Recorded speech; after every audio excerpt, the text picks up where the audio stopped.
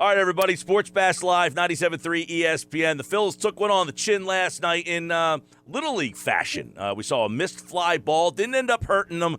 Bullpen, a problem again. A lot of miscues in this series. So, Bob Wankel, you were here on Monday, and we had good vibes. Now we're here on Thursday. Vibes not so good. Buyers on Monday, sellers on Thursday? Good question. The Phillies are good at one thing and one thing only. They are good at not letting you feel too comfortable or too good for too long. And that's the one thing I can say about this team. Listen, I actually don't think the reality's really changed too much in 2 days. I still think they're buyers. I still anticipate that they're going to buy. But I will say this. If they're going to buy, there's two different ways to do it. Number one, you make a deal that is going to make you better in the short term and also next year. Or you make a series of win now 2021 moves, but you've got to make multiple moves. Like if the Phillies are going to go out and trade any meaningful prospects whatsoever for one bullpen piece or one starting pitcher, it's not enough. They're probably three separate trades away from really making this team a contender this season. So I do expect them to add still, but concerning week here so far. All right, let's break down a little bit what happened in this two-game set against a bad Yankees team, an average Yankee team. Although this Today at Ferguson.com. Although this version of the Yankees is not very good. I mean, they are basically playing a 4A team. Ruben Amaro brought it up multiple times on the broadcast last night. Oh, here's another guy just filling in. And you get swept by a team in this Yankees team that doesn't have great pitching last night, doesn't have a great lineup last night. So the warts are there. Number one, I know the Miller play in right field didn't end up hurting them. They got out of that inning. But why is he in right field? What's the story there? You know, I asked that when that play happened. I said it kind of begs the question: why is Bryce Harper not in right field to begin with? Now he fouls the ball off his foot in the middle of the game, and so presumably at that point he's hobbled. They talked about sending him for X-rays afterward. But why wasn't he starting the game to begin with? He's a guy that had a 4-day All-Star break. He had Monday off. He didn't play the second game on Friday night because of dehydration issues. Like, these games matter. You got to put your best lineup out there. And I know that Bryce Harper isn't a Gold Glover out in right field, but I don't really understand why. Well, you're playing a guy out there in Brad Miller who's not an outfielder. Right. I just don't really understand the conservative approach with some of the personnel sometimes with this team. I really don't. And I thought it was kind of head scratching. So that being said, that play was not the difference in the game. The difference in the game for me was the 1 for 14 with runners in scoring position last night. Listen, they're going to continue to blow games in the bullpen. You saw what happened to Hector Neris last night. He's going to have those blow-ups. He'll get on a nice run, and then he's going to have those types of games. That's what they are in the bullpen. But what they are supposed to be from an offensive standpoint is a team that can score runs in bunches. And we started to see that a little bit at the beginning of this month. You're not going to do it every night. But against that pitching staff, with what the Yankees trotted out there last night, the fact that they had only scored 2 runs in the early to middle portion of that baseball game is just not good enough. You cannot win like that. They have to be able to out-hit their mistakes. And last night they had several opportunities with the right guys at the plate who had absolutely dismal at-bats. Bob Wankel, Crossing Broad. There's so much in this series. I want to get your thoughts on what they had to do. Obviously, Eflin gets hurt. That's out of their control. But they really didn't know what to do. They bring back Spencer Howard. Now, he gave him a nice outing last night. So now what?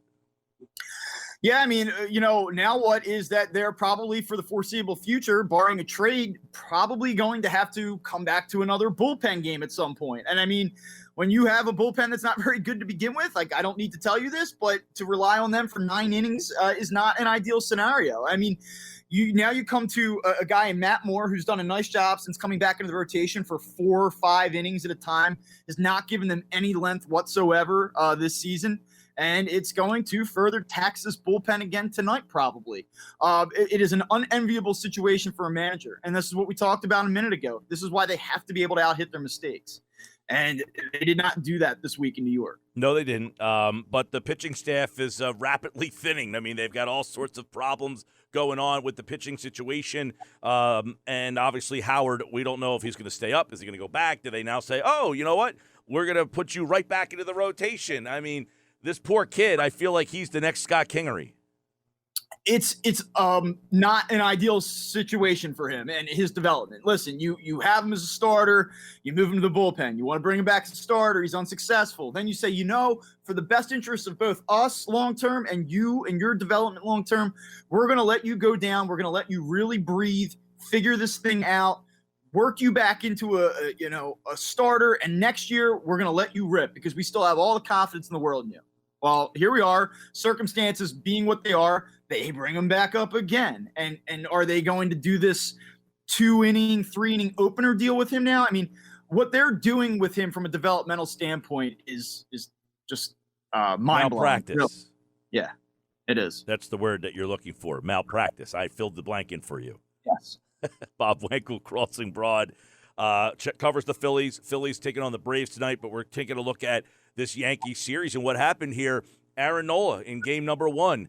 You chronicled a lot about Nola, I think, over at Crossing Broad. 6.10 ERA over his last 8 starts. Very un-ace-like, but not only un-ace-like, not number 5 starter-like. I mean, if you're getting more quality starts from Vince Velasquez than you are Aaron Nola, what is the underlining story there?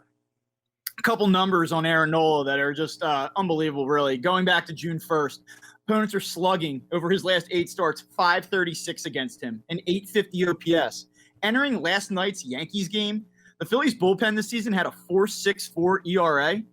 Aaron Nola has a 4.64 ERA this season. Wow, that's perspective right there. Yeah, Aaron Nola has been the Phillies bullpen as a starting pitcher this year. And you know how you feel about the Phillies bullpen. So, I mean, I think that kind of tells you all you need to know. As far as his last start goes, for 4 innings, he limits the Yankees to 1 run. He's doing okay. You go, all right, this is workable. We can deal with this. But by the 5th inning, he's already in the low 80s with his pitch count. Then he has some bad luck. He runs into some bad luck. Didi Gregorius makes an absolutely horrendous play at shortstop, throws a grenade past Ronald Torreyes. Game's tied. Then he comes back, elevates an off-speed pitch to Brett Gardner, uses the short porch out and right, 3-2. But then, I say, he runs into some bad luck in the 5th, but then Joe Girardi says, we're completely depleted in our bullpen. We need you to step up. We really need another inning out of you. And what's he do? He goes out and gets blasted to the moon by Gary Sanchez, gives up a double, and he's out of the game after 5 1/3. There are so many issues with him right now, but it all starts with the fact that he's not consistently commanding his fastball. He's got to figure it out. The Phillies can make 14 different trades at the deadline if they want to. If he doesn't pitch better, they have no shot. They have no shot at all. You're absolutely right about that. Now, Dave Dombrowski kind of hinted at in that podcast with John Clark that it was a mechanical thing. Yeah, well, I mean, the hope was over a 2-week stretch that he would be able to reset. They had worked on some mechanical issues. Hold on. Did you find it odd that Girardi essentially sounded as if he thought the layoff was why Nola, wasn't the thought, hey, he should be well rested, he hasn't thrown, he should be refreshed, and Girardi indicated that he hadn't pitched, and that's why he didn't look good. Yeah, well, Joe Girardi has said on numerous occasions that he is always worried about his starting pitchers 2 times a year, the first start of the season and the first start following the All-Star break. For whatever that's worth. Some guys have had a lot of success and been really sharp coming out of the break with a little extra rest. Aaron Nola, for a few innings the other night, I didn't think it was anything to do about rest. I mean, he came out and was pitching fairly well. As the game went on, he started to kind of lose it. So I don't buy that at all. It's just, to me, it's another excuse for a guy that really is out of excuses. He just has to pitch better. Bob Wankel, Crossing Broad. The Phillies swept in New York as the bats kind of go silent. No clutch hits, as you mentioned. You chronicled that. The Eflin injury is a problem. We'll see how long he is out. He has had this injury in the past. Lots of reports suggesting that they're looking at 4 starters, bullpen upgrades, stuff like that. As you kind of mentioned, they're in a weird spot, and Dombrowski said, we're not sellers, and nor should they. We've talked about this, Bob, but they can't be sellers. They don't have the roster to be sellers. This isn't a selling type of roster, because when you sell, it's in the hope of selling a Chris Bryant and getting better, of selling a Craig Kimbrell to get better. They don't have a selling roster, right? They are just in this really weird limbo. I mean, if they split with the Yankees this week, you're feeling a little bit better. If they don't go on the run that they went on the previous 2 weeks, you say like it's a clear sell. Get rid of Andrew McCutchen, see what's out there for Gene Segura.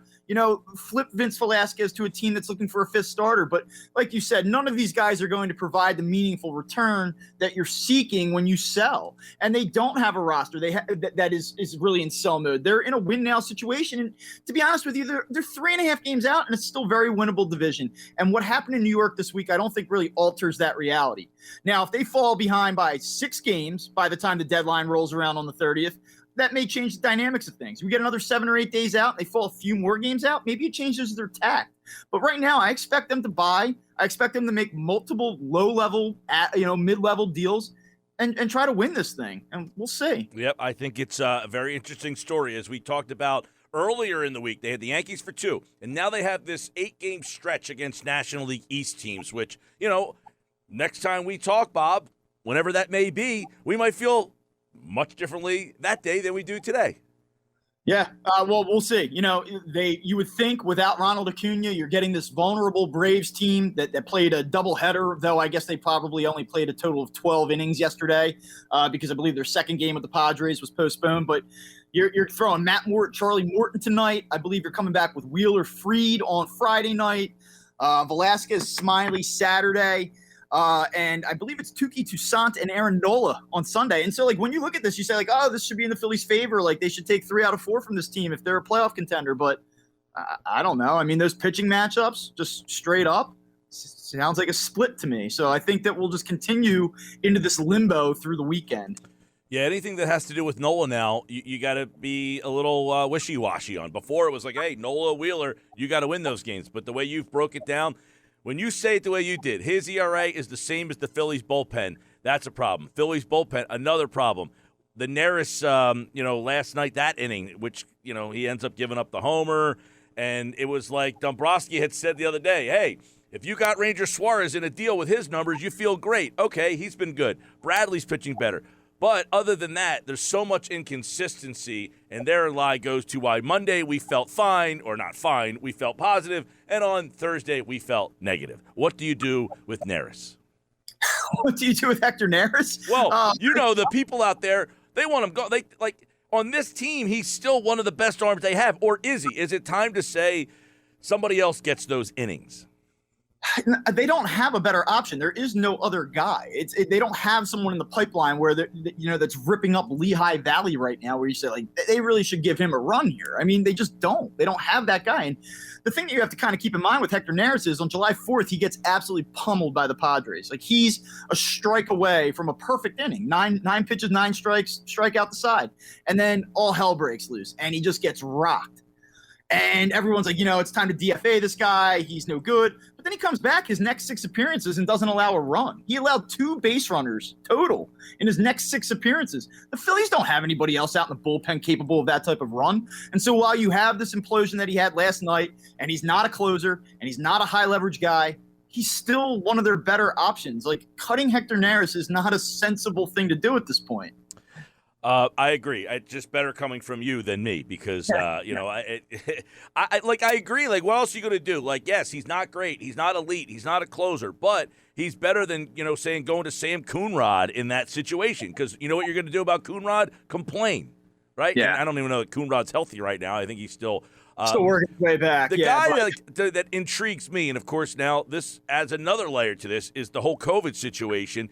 I think Falter, they should give him a chance to pitch in higher leverage situations and just see what happens. The numbers suggest he deserves the opportunity. A couple of weeks ago, Scott Ayer was on with us on one of our weekend shows. And he said, look, I don't even watch the team. All I have to look at is the walks. And there's 2 guys in this bullpen who don't walk guys, Suarez and Falter. Falter's strikeout walk ratio is fantastic. Give him a chance in some higher leverage situations and see if that continues. Well, I don't want to get all political on you here, but Bailey Falter needs to give himself a chance. A guy's been on the COVID-related IL 2 times now this month. And the thing that's actually kind of mind-blowing, however you feel about the vaccine aside, I never tell people what they should think or how they should feel about things. But the one thing that actually kind of blows my mind is if people are criticizing Aaron Nola, some of the clubhouse leaders about the refusal to get the vaccine. To me, when you have this fringe guy that's on the verge of making a name for himself and having this breakout stretch, to not put yourself in position to remain on the field is kind of interesting to me, I guess is the word I would use. It's kind of curious to me. So he's somebody from a baseball standpoint, when he's been available, he's been really impressive, and hopefully for him, he's able to get back on the field soon and clear whatever protocols he's in. And, I think the Phillies absolutely should give him more opportunities here when he gets back on the field. He's certainly earned it from a baseball perspective. A couple quick things. Bob Wankel, Phillies luxury tax. What do we feel about that? Listen, man, the window's open for the Phillies. It may not be the window that they had envisioned, when they went out and signed Bryce Harper and traded for JT Realmuto and did the Zach Wheeler deal. I think they thought that they were, headed for this 6-year glorious run of postseason appearances. This is not the path they had envisioned, but the path is still there because this division stinks. And at some point you need to win, and winning breeds winning. It's a mentality. There's a momentum effect. They have the opportunity to kick down the door. If John Middleton's really serious about getting his bleeping trophy back and all of that nonsense and all of the, the victory lap that he took after signing Bryce Harper, well, guess what, man? Here's your opportunity, and there's one way to do it, and it's to go beyond the luxury tax. And it's time. If he really wants to do it, because he's made a ton of different mistakes hiring the people that he's hired over the years, he has to outspend them now. Craig Kimbrell, is that the guy they have to go after? For me, man, again, if you go out and get Craig Kimbrell, you better make one or two other deals to supplement it, because Craig Kimbrell alone isn't going to fix what ails this team, but it would be a heck of a start. They've had a multi-year need at closer. They're going to have that need again next season. He fixes that problem. So if you can make the deal and you don't have to absolutely, deplete yourself, then I think you have to entertain that. Okay, here's my last thought, and I want to get something similar from you. The Phillies would trade Spencer Howard, and he will go someplace else and become a serviceable starting pitcher in this league. That's my thought. That's your – yeah, I mean, is that your – yeah, I mean, yes, I agree. All right, yeah. That's my, I see them, as you mentioned, handling him so poorly. Another team would get him. The guy strikes guys out. You look at his AAA numbers, and I know his strikeouts in the minors, he's been dominant down there. He goes to AAA. He's got a 1.20 ERA. The way they've handled him, for whatever reason, has been a disaster. Somebody else gets their hands on him. I'm interested to see if they use him in a trade because they don't know what to do with him. Maybe. I think that other teams are certainly going to have interest in Spencer Howard. You watch the guy pitch, it's not a situation where you say he doesn't have talent or this guy can't throw the baseball. I mean, you watch him pitch and you say there is something here. The Phillies, for a number of reasons, have not been able to harness that, and they have not been able to give him consistent footing and stability. You used the comparison to Scott Kingery earlier. I don't think the Phillies ruined Scott Kingery. I think that Scott Kingery just isn't that good of a baseball player, as it turns out. With Spencer Howard, the talent is there, but what they have done leading him to this point it has been less than ideal. He's going to be a decent pitcher somewhere, and it may be here, but to this point, they have not given him the setup and the scenarios needed for him to flourish. All right, Bob Wankel, Crossing Broad. We probably could do an hour on this disaster of a series. Forget the fact that they got the Braves coming up tonight, and we'll have more on that coming up later on on the show. Bob Wankel, Crossing Broad. Check out all his Phillies coverage there, and he was kind enough to join me on Thursday here on the Sports Bash on 97.3 ESPN. All right, Bob, thanks, man.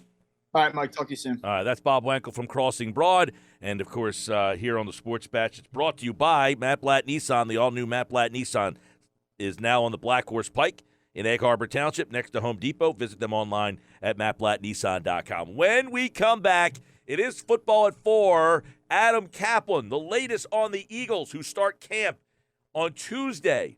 Zach Ertz, Steve Nelson, the latest. All that coming up.